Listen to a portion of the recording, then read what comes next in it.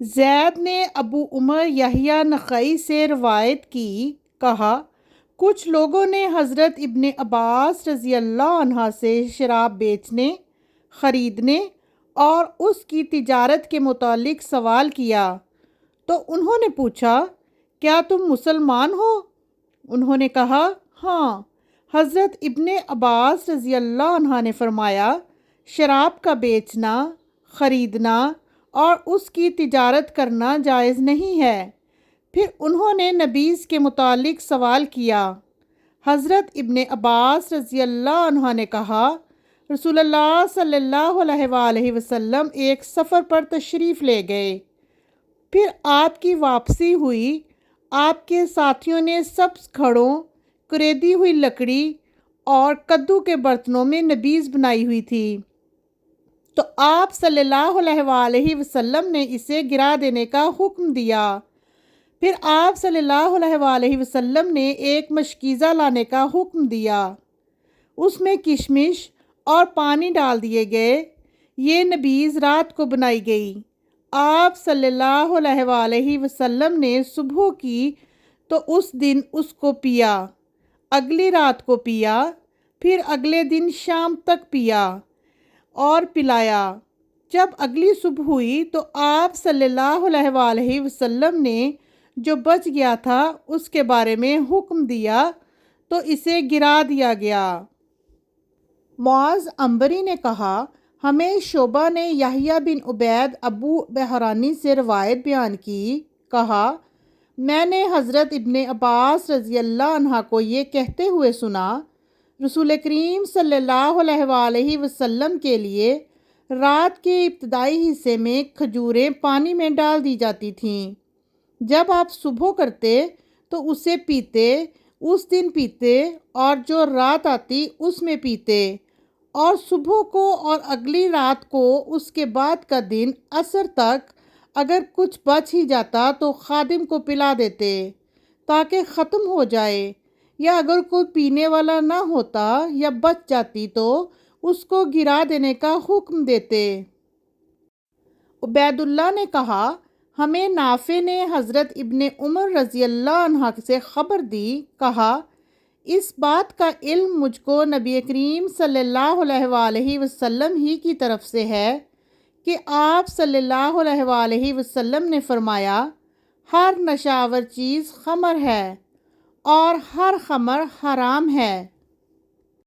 یحییٰ بن یحییٰ نے کہا، میں نے امام مالک کے سامنے قرات کی کہ نافع سے روایت ہے، انہوں نے حضرت ابن عمر رضی اللہ عنہ سے روایت کی کہ رسول کریم صلی اللہ علیہ وآلہ وسلم نے فرمایا، جس شخص نے دنیا میں شراب پی وہ آخرت میں اس سے محروم رہے گا۔